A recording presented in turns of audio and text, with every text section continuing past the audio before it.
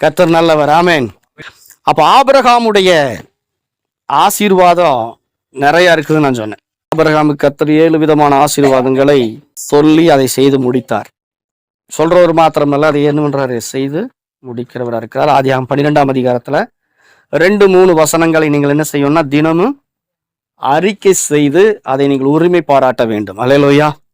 உன்னை பெரிய ஜாதி ஆக்குவேன், நான் உன்னை ஆசீர்வதிப்பேன், நான் உன் பெயரை பெருமைப்படுத்துவேன், நீ ஆசீர்வாதமாய் இருப்பாய். 5, உன்னை ஆசீர்வதிக்கிறவர்களை ஆசீர்வதிப்பேன். 6, உன்னை சபிக்கிறவனை சபிப்பேன். 7, பூமியில் உள்ள வம்சங்கள் எல்லாம் உனக்குள் ஆசீர்வதிக்கப்படும் என்றார். அல்லேலூயா.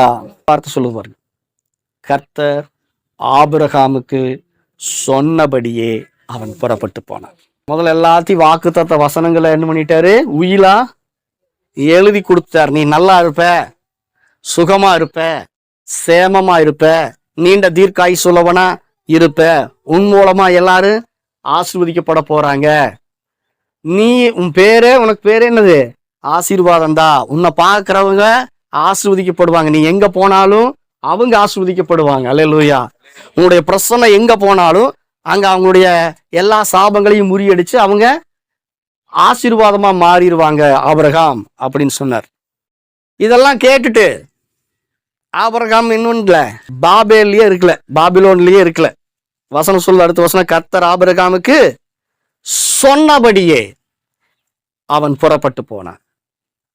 அப்ப ஆசீர்வாதங்களுக்கு அஸ்திபாரமா இருக்கிறது என்னன்னா, நீங்க அந்த ஒட்டுமொத்த ஆசீர்வாதங்களையும் சுதந்திரித்துக் கொள்ள வேண்டும் அப்படின்னா, அதை நீங்கள் பெற்றுக்கொள்ள வேண்டும் சொன்னா உங்களுக்கு என்ன வேணும்? கீழ்ப்படிதல் வேணும். என்ன வேணும்? கீழ்ப்படிதல் வேணும். கர்த்தர் சொன்னபடியே ஆபிரகாம் என்ன பண்ணானா? புறப்பட்டு போனான். ஆதியாகமம் 22ஆம் அதிகாரத்துல 17-18 வசனங்களை வாசிப்போம். நான் உன்னை ஆசீர்வதிக்கவே ஆசீர்வதித்து உன் சந்ததியை வானத்து நட்சத்திரங்களைப் போலவும் கடற்கரை மணலைப் போலவும் பெருகவே பெருக பண்ணுவேன் என்றும், உன் சந்ததியார் தங்கள் சத்துருக்களின் வாசல்களை சுதந்திரித்துக் கொள்வார்கள் என்றும். அதை அண்டர்லைன் பண்ணுங்க. நீ என் சொல்லுக்கு கீழ்ப்படிந்தபடியினால் உன் சந்ததிக்குள் பூமியில் உள்ள சகல ஜாதிகளும் ஆசீர்வதிக்கப்படும் என்று என் பேரில் ஆணையிட்டேன் என்று கர்த்தர் சொல்லுகிறார். அவர் சொல்றதுக்கு நீ கீழ்ப்படிஞ்சா மாத்திரமே ஆசீர்வாதத்தை சுதந்திரித்துக் கொள்ள முடியும்.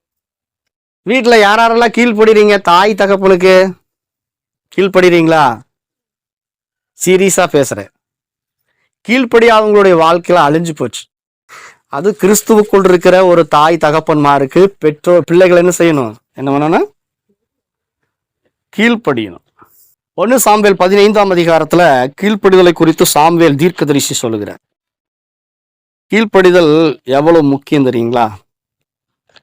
அது இல்லைன்னா டோட்டலா அவுட் ஆயிரு. 1 சாமுவேல் 15ஆம் அதிகாரத்துல 22-23 படிங்க. அதற்கு சாமுவேல் கர்த்தருடைய சத்தத்துக்கு கீழ்ப்படுகிறதை பார்க்கிலும் சர்வாங்க தகனங்களும் பலிகளும் கர்த்தருக்கு பிரியமாயிருக்குமோ, பலியை பார்க்கிலும் கீழ்ப்படிதலும் ஆட்டு கடாக்களின் இனத்தை பார்க்கிலும் செவி கொடுத்தலும் உத்தமம். அடுத்த வசனம் சொல்லுது, ரெண்டகம் பண்ணுதல் பில்லி சூனிய பாவத்துக்கும் முரட்டாட்டம் பண்ணுதல் அவபக்திக்கும் விக்கிரகாராதனைக்கும் சரியா இருக்கிறது. அப்ப கீழ்ப்படியலைன்னா நாம என்னென்னலாம் செய்யறோம் நாங்க சொல்லப்பட்டிருக்கு. நாம கர்த்தருடைய சத்தத்துக்கு கீழ்ப்படியலைன்னா ரெண்டகம் பண்றதா. ரெண்டகம் பண்றதுன்னு என்ன? லூசிபர் என்ன பண்ணானா கர்த்தருக்கு விரோதமாய் ரெண்டகம் பண்ணினான், முரட்டாட்டம் பண்ணினான். அப்படின்னு என்ன அர்த்தம்? ரெண்டகம் பண்றதுங்கிறது அகந்தையா. அவர் கீழ்ப்படியலைன்னா நீ என்ன சொல்றது நான் என்ன கேட்கறதுங்க மாதிரி தானே. அப்ப கீழ்ப்படியல அப்படின்னாலே நாம் அவங்களுக்கு எதிர்த்து நிற்கிறோம்னு அர்த்தமா. 30 லட்சத்துக்கு மேல இஸ்ரவேல் ஜனங்க அந்த வனாந்தரத்துல புறப்பட்டு போனாங்க கானானை சுதந்திரித்துக் கொள்வதற்காக. அவங்களுடைய கீழ்ப்படியாம தான் அவங்களை வனாந்தரத்துல பிரேதங்களாய் கீழே விளைச்சிடு. அவங்க என்ன பண்ணாங்களா? முரட்டாட்டம் பண்ணாங்களா. முரட்டாட்டம் பண்றதுன்னா எதிர்த்து நிக்கிறது, கலகம் பண்றது. எதிர்த்து நிக்கிறது, ஆமா, கர்த்தருக்கு விரோதமா எதிர்த்து நிக்கிறது, கர்த்தருக்கு விரோதமா கலகம் பண்றதெல்லாம் எதுவுமே எல்லாமே அதுக்குடைய அஸ்திபாரம் எல்லாமே எங்கிருந்து வருதுன்னா கீழ்ப்படியாமையிலிருந்து வருது. அப்ப நம்ம கர்த்தருடைய சத்தத்துக்கு கீழ்ப்படியல அப்படின்னு சொன்னா கர்த்தருக்கு எசைஞ்சு போகல, கர்த்தருக்கு எதிர்த்து நிற்கிறோம். கர்த்தருடைய சத்தத்துக்கு கீழ்ப்படுகிறதை பார்க்கிலும் சர்வாங்க தகனங்களும் பலிகளும் கர்த்தருக்கு பிரியமாயிருக்குமோ? கர்த்தர் எதுல பிரியப்படுறாரா? நீங்க செலுத்துற பலியில் இல்ல, செலுத்துற பலியை விட, நீங்க போடுகிற காணிக்கையை விட, நீங்க ஜெபிக்கிற ஜெபத்தை விட, உங்க பரிசுத்தத்தை விட, உங்களுடைய விசுவாசத்தை விட அவருக்கு பிரியமானது என்னன்னா அவர் சொல்ற வார்த்தைக்கு அப்படியே செவி கொடுக்கிறது, அப்படியே கீழ்ப்படுகிறது. தகப்பனாகிய ஆபிரகாமை நினைச்சு பாருங்கன்னு சொல்றார் ஏசாயா தீர்க்கதரிசி. என்ன நினைக்கணும்? அவன் கர்த்தர் தமக்கு சொன்னபடியே புறப்பட்டு போனான். அல்லேலூயா. இந்த சபையில் நிறைய பேருக்கு நாம் ஞானசானங்க எடுங்க எடுங்கன்னு சொன்னோம். அவங்க கீழ்ப்படியில, கீழ்ப்படியாதனால ஆளுகளவே காணும். ஏன் சொல்றோம்? ஏன் கர்த்தருடைய வார்த்தை வருது? அந்த கர்த்தருடைய சத்தத்துக்கும் அந்த வார்த்தைக்கும் நம்ம கீழ்ப்படியும் போதுதான், அவருடைய உடன்படிக்கையில நாம இணையும் போதுதான், கீழ்ப்படிஞ்சு இணையும் போதுதான் நம்முடைய ஜீவன் காப்பாற்றப்படும். விளையாட்டு இல்லதெல்லாம். கர்த்தர் என்ன சொல்லியிருக்காரு? நீ கர்த்தராகி இயேசு கிறிஸ்துவ விசுவாசிச்சியா? விசுவாசிச்ச உடனே என்ன பண்ணு? அவரோடு கூட உடன்படிக்கை பண்ணிரு. எப்படி உடன்படிக்கை பண்றது? முழுகி ஞானசானம் எடுத்து அவரோடு கூட அவருடைய பிள்ளையா மாறிடு. அப்படி மாறி இருந்தா காப்பாற்றப்பட்டிருப்பாங்க நிறைய பேர். இஸ்ரவேல் ஜனங்க செஞ்ச பெரிய தப்பதுதான். தேவனோடு கூட அவர்கள் செய்த உடன்படிக்கையை மறந்தார்கள், அதை மீறினார்கள். அப்ப கீழ்ப்படிதல் ரொம்ப முக்கியம். அப்ப எல்லா ஆசீர்வாதங்களுக்கும் ஆணிவேராய் அஸ்திபாரமாய் இருப்பது கீழ்ப்படிதல். உங்கள் தகப்பனாகிய ஆபிரகாமுடைய கீழ்ப்படிதல் தான் அவனை அநேக ஜாதிகளுக்குள்ள ஆசீர்வாதமாய் மாற்றினது. சின்ன பிள்ளைங்க கவனிங்க. சின்ன பிள்ளைங்க உங்க அப்பா அம்மாவுக்கு என்ன பண்ணணும்? கீழ்ப்படையணும். எதிர்த்து நிக்க கூடாது. எதிர்த்து நிக்கிறவங்கள யாருன்னு சொல்லப்பட்டிருக்கு பாருங்க. யார் எதிர்த்து நிப்பாங்களா? எபேசியர் 2ஆம் அதிகாரம். எதிர்த்து நின்னாலே தெரிஞ்சுக்குவோம் உள்ள யார் வேலை செய்யறதுன்னு. எபேசியர் 2:1-2. ஆண்டவர் உயிர்ப்பிச்சிட்டாரு, அதை மறந்து அவைகளில் நீங்கள் முற்காலத்திலே இவ்வுலக வழக்கத்திற்கேற்றபடியாகவும் கீழ்ப்படியாமையின் பிள்ளைகளிடத்தில் இப்பொழுது கிரியை செய்கிற ஆகாயத் அதிகார பிரபுவாகிய ஆவிக்கு ஏற்றபடியாக நடந்து கொண்டீர்கள். அப்ப கீழ்ப்படியலன்னு சொன்னா தேவ ஆவி ஒரு மனுஷனை ஆளுகை செய்யல, பிசாசுடைய ஆவிதான் ஆளுகை செய்துன்னு அர்த்தம். அப்ப நீங்க யாரால் ஆட்கொள்ளப்படுறீங்க? பரிசுத்த ஆவியானவரால் ஆட்கொள்ளப்படுறீங்களா, பிசாசுடைய ஆவியினால் ஆட்கொள்ளப்படுறீங்களான்னு நீங்களே தெரிஞ்சுக்கலாம்.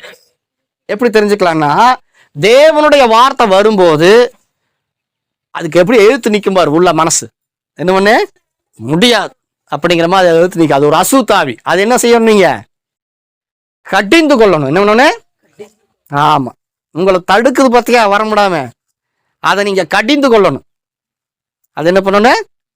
ஆமா, பொல்லாத ஆவிய ஆராதனைக்கு போகாதபடி தடுக்கிறியா? கர்த்தர் என்ன சொல்லியிருக்கிறாரு? எகிப்தில இருந்து புறப்படும் போது என்ன சொன்னார் பார்வோன் கிட்ட? பார்வோன் என்ன சொன்னா?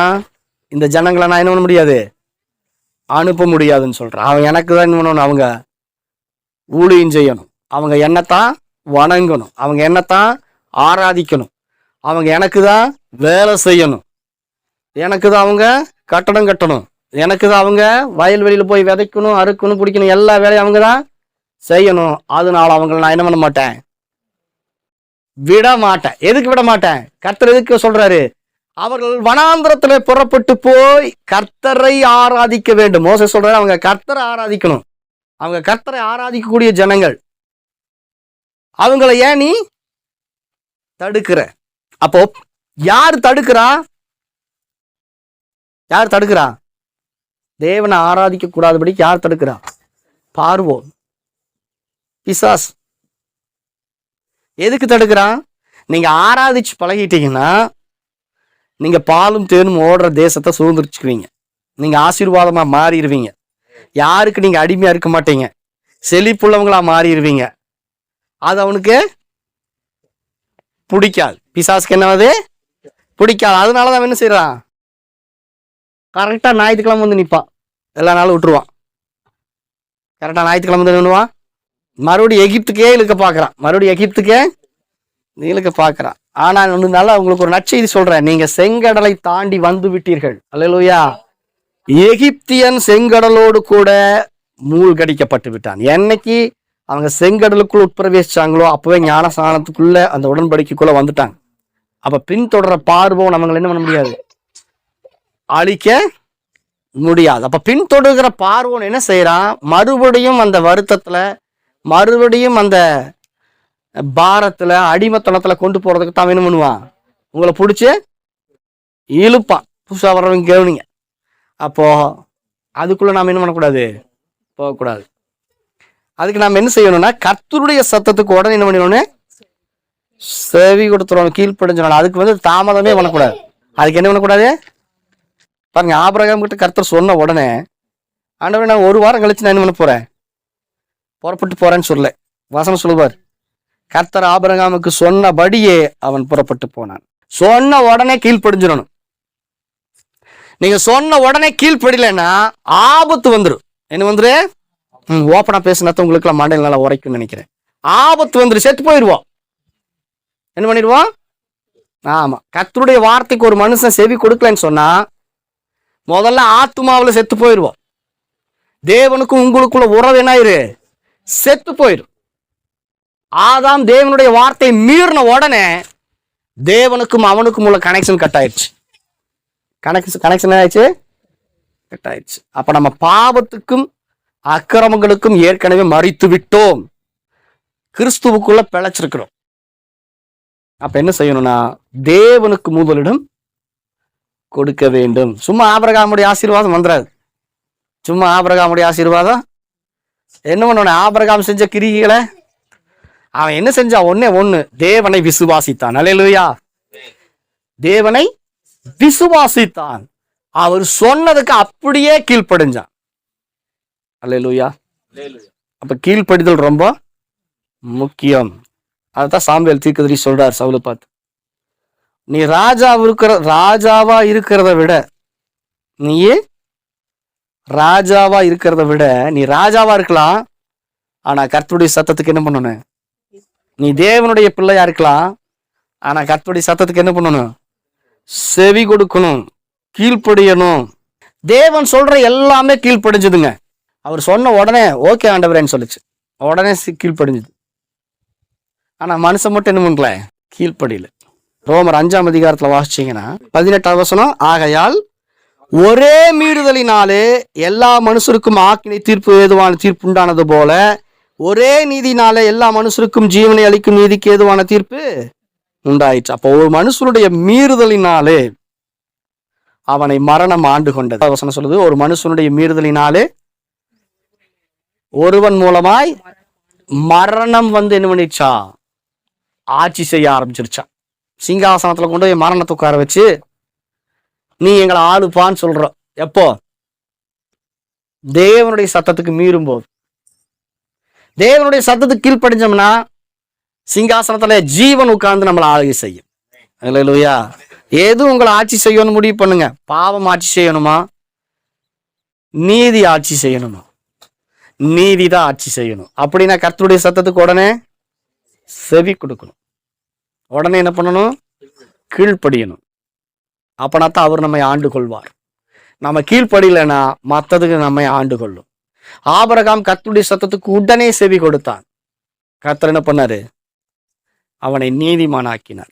கீழ்ப்படியாம போறதுனால முதல்ல கர்த்தர் வருத்தப்படுவார், ரெண்டாவது நாம வருத்தப்படுவோம். அடிக்கடி கடிந்து கொள்ளப்பட்டும் தன் பிடரியை கடினப்படுத்துகிறவன் சகாயமின்றி சடிதியில் நாசமடைவான்.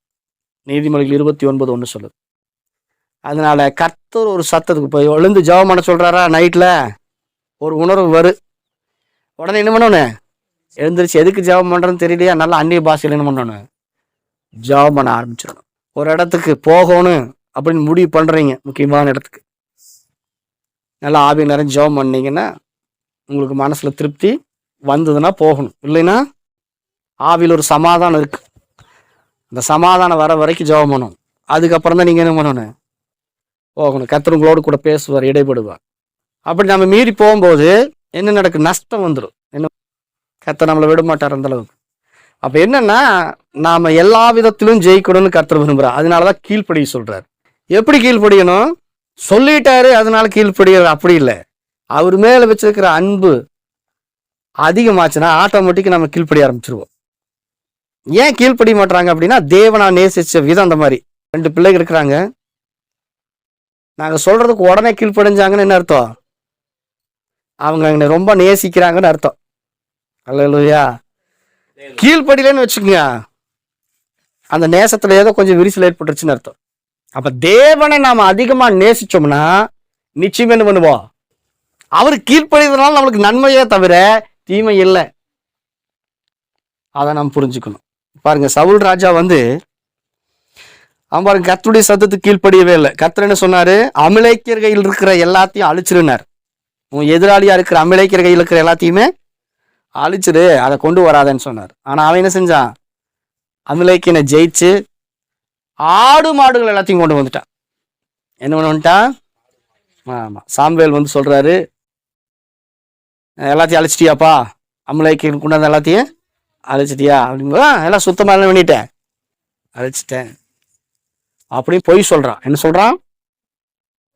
அப்போ சாமுவேல் சொல்றாரு, அப்படின்னா என் காதுல விழுகிற ஆடு மாடுகளுடைய சத்தம் என்னன்னு கேட்டார். என் காதுல ஒரு சத்தம் கேட்டே இருக்குது. யுத்தம் நடந்தது எங்கேயும் வெகு தொலைவில், ரிப்போர்ட் இங்க கொண்டு வந்து கொடுக்குறான். ஆனா தீர்க்கதரிசி என்ன பண்ணிட்டாரு? கண்டுபிடிச்சிட்டாரு. என்ன சொல்றாரு? என் காதுல ஆடு மாடுகளுடைய சத்தம் கேட்குது, என்ன பண்ணேன்னு கேட்டாரு.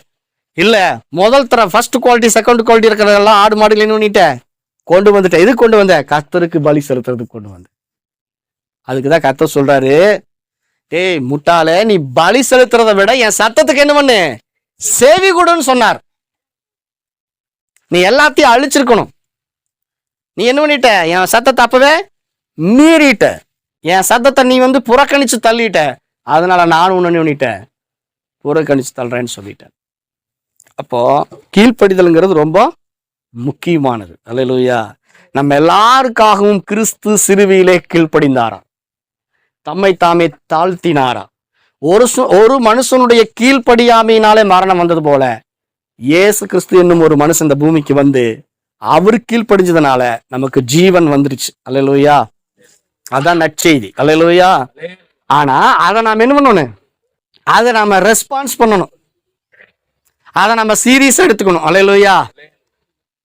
அப்படி பண்ணும்போதுதான் கர்த்தர் நம்மை அந்த ஆசீர்வாதத்துக்குள்ள கொண்டு போவார். அல்லேலூயா. சுதந்திரித்துக் கொள்ள முடியும். பாருங்க, கர்த்தர் சொல்ற எல்லாமே கீழ்ப்படிஞ்சது, எல்லாமே கீழ்ப்படிஞ்சது.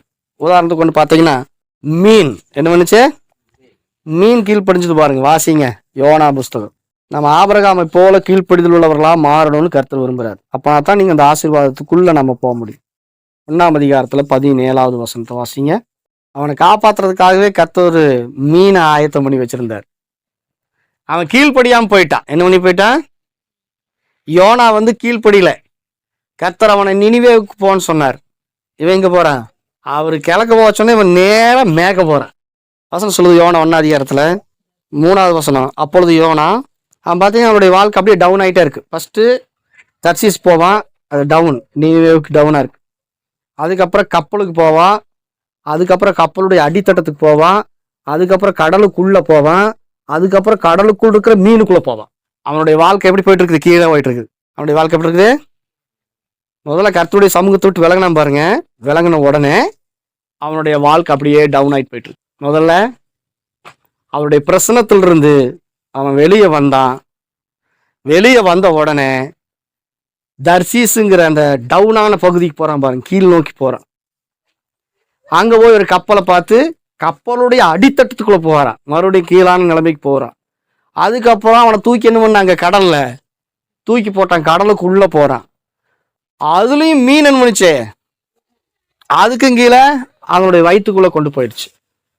அப்போ தேவனுடைய சத்தத்துக்கு நாம செவி கொடுக்கலன்னா, கீழ்ப்படியலன்னா, முதல்ல தேவ சமூகம் அந்த பிரசனத்தை நாம உணர முடியாது. அல்லேலூயா.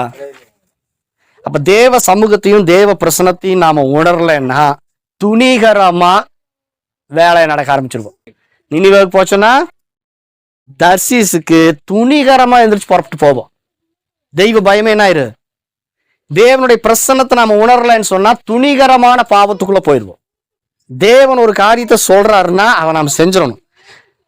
செய்யலங்கிற பட்சத்துல அடி மேல அடி அவனுக்கு விழுகுது பாரு. கர்த்தர் அடிக்கல, அவனா போயின்னுன்றான். கர்த்தர் அவனை ரொம்ப நேசிச்சார். அந்த நஷ்டத்தின் மத்தியிலும் கஷ்டத்தின் மத்தியிலும் கர்த்தர் என்ன பண்ணாரு, மீனை ரெடி பண்ணார். இவனுக்காக மீன் 3 நாளைக்கு முன்னாடியே பாஸ்டிங் போட்டுருச்சு. இவனால எத்தனை பேர் பாதிக்கப்பட்டாங்க தெரியுமா? ஒரு மனுஷனுடைய கீழ்ப்படியாமையினாலே நிறைய பேர் பாதிக்கப்பட்டாங்க. முதல்ல அந்த கப்பல் போனானா, வசனம் சொல்லுது பாருங்க, தர்சீசுக்கு போகிற கப்பல்ல ஏறினானா, ஏறி அங்க டிக்கெட் வாங்கிட்டான். வாங்கின உடனே வசனம் சொல்லுது, பெருங்காற்று வந்துச்சு. அதனால் கடலே கப்பல் உடையும் என்று நினைக்கத்தக்கதாக பெரிய கொந்தளிப்பு உண்டாயிடுச்சு. கப்பற்காரர் பயந்து அவனவன் தன் தேவனை நோக்கி வேண்டுதல் செய்து பாரத்தை லேசாக்கும்படி கப்பலில் இருந்த சரக்குகளை சமுத்திரத்தில் எறிந்து விட்டார்கள். கவனிங்க, கடல் பிரயாணங்கிறது ரொம்ப மாச கணக்கா சாப்பிட்றதுக்கு வேண்டிய பொருள் எல்லாம் அதை வச்சிருப்பாங்க. இந்த ஆள் உள்ள நுழைஞ்ச உடனே காத்து வந்துருச்சு, புயல் அடிச்சிருச்சு, கொந்தளிப்பு உண்டாயிருச்சு. உடனே இவன் நிமித்தம் அவர்கள் எல்லாரும் தங்களுடைய பொருட்களை இழந்தார்கள்.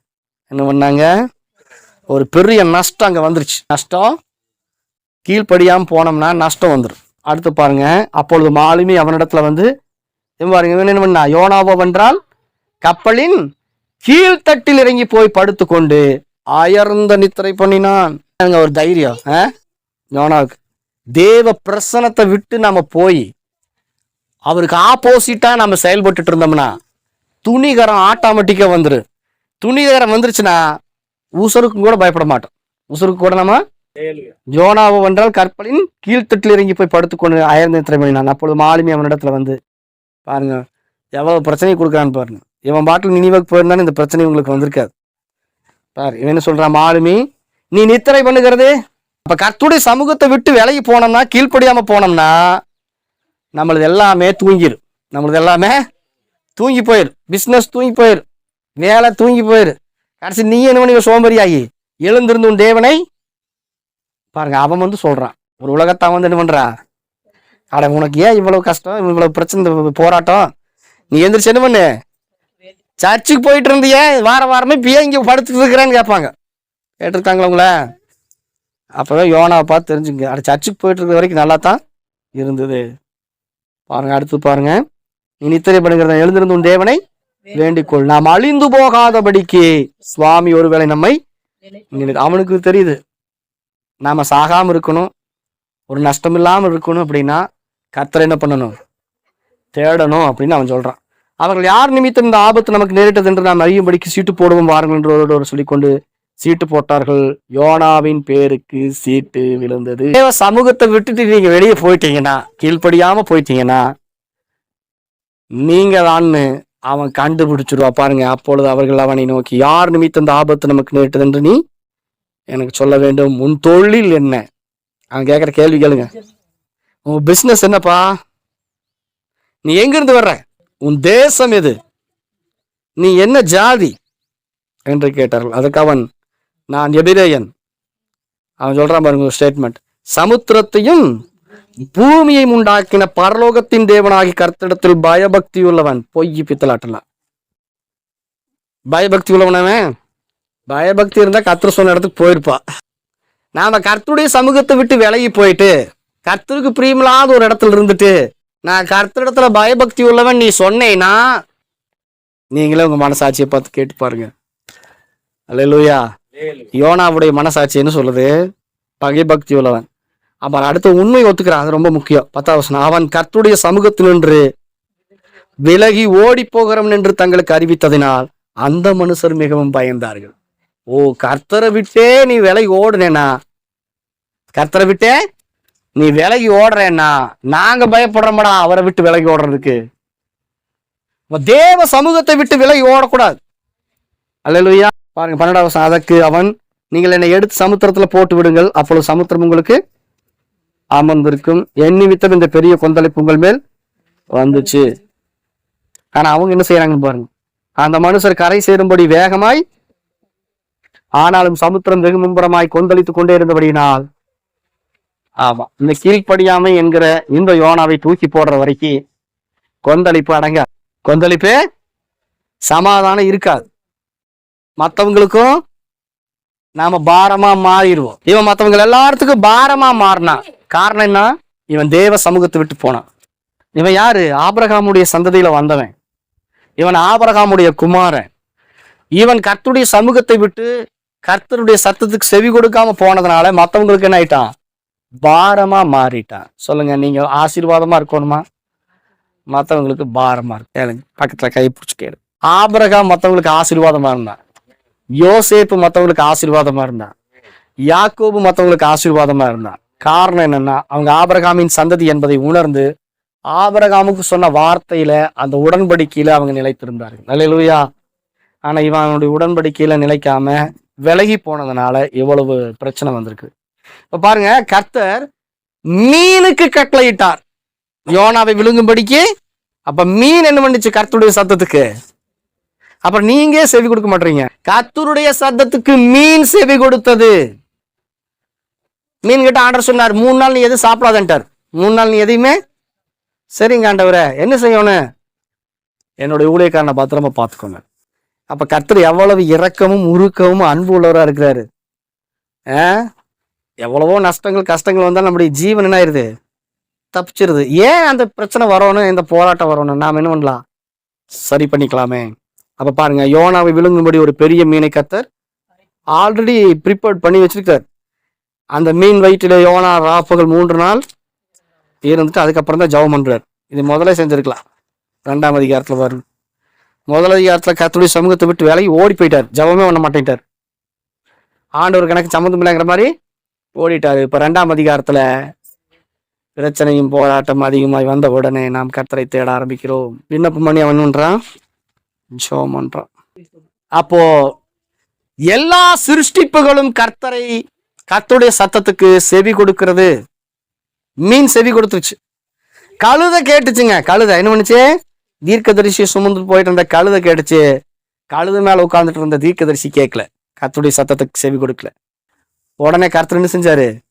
இங்க மீன் வாயை திறந்தாரு, அங்க கழுத வாயவே திறந்து தீர்க்கதரிசியுடைய மதியீனத்தை சுட்டி காண்பித்தார். அல்லேலூயா சொல்லுங்க. அப்போ கழுதையுடைய வாயை திறக்கப்படுது. கழுதையுடைய வாயை பாருங்க, கர்த்தர் தன்னுடைய பிளானுக்கு, தன்னுடைய திட்டத்துக்கு எல்லாத்தையுமே ரெடி பண்ணி வச்சிருக்கிறார். மீனை ரெடி பண்ணி வச்சிருக்கிறாரு, கழுதையை ரெடி பண்ணி வச்சிருக்கிறாரு, சூழ்நிலைகளை ரெடி பண்ணி வச்சிருக்கிறாரு, எல்லாமே ஆயத்தம் பண்ணி வச்சிருக்கிறார். நம்மளுக்காக ஆயத்தம் பண்ணி வச்சிருக்கிறார். அவருடைய திட்டத்துக்காக ஆயத்தம் பண்ணி வச்சிருக்கிறார். அவருடைய நோக்கத்துக்காக ஆயத்தம் பண்ணி வச்சிருக்கிறார். அதெல்லாமே செவி கொடுக்குது. ஆனா நாம மட்டும் என்ன பண்ண மாட்டோம்? செவி கொடுக்க மாட்டோம். அதனால அவருக்கு பெரிய நஷ்டம், ஆண்டவருக்கு பெரிய நஷ்டம். நமக்கு வீணான மன உளைச்சல், மன பாரம். உங்க வாழ்க்கையில ஒரு திருப்தி இல்லைன்னு வச்சுக்கோங்க, யோசனை பண்ணி பார்த்துக்குங்க.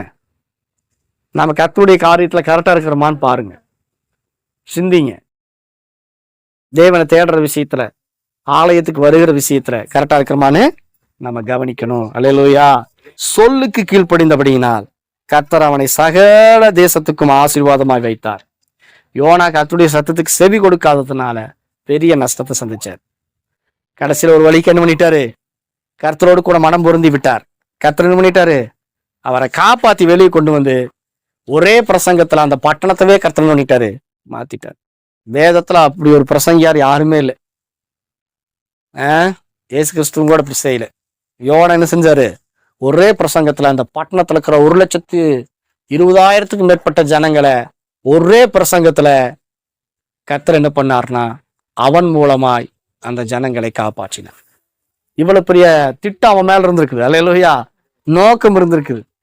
அது புரிஞ்சுக்காம என்ன பண்ணக்கூடாது. அப்ப கர்த்தருடைய சத்தத்துக்கு நம்ம செவி கொடுத்துருந்தோம்னா நம்ம மூலமா மற்றவங்க ஆசீர்வதிக்கப்படுவாங்க. அல்லேலூயா. நீங்களும் ஆசீர்வாதமா இருப்பீங்க. பரலோகம் தன்னுடைய திட்டத்தை நிறைவேற்றி கொள்ளும். அல்லேலூயா. ஆபிரகாம் கர்த்தருடைய சத்தத்துக்கு செவி கொடுத்தான். நீங்க செவி கொடுப்பீங்களா? எதுக்காக செவி கொடுக்கணும்னு சொல்லுங்க பார்க்கலாம். உங்க மனசாட்சி நீங்களே பார்த்து கேட்டு கர்த்தருடைய சத்தத்துக்கு செவி கொடுக்கணும். கர்த்தர் நல்லவர். ஆமென்.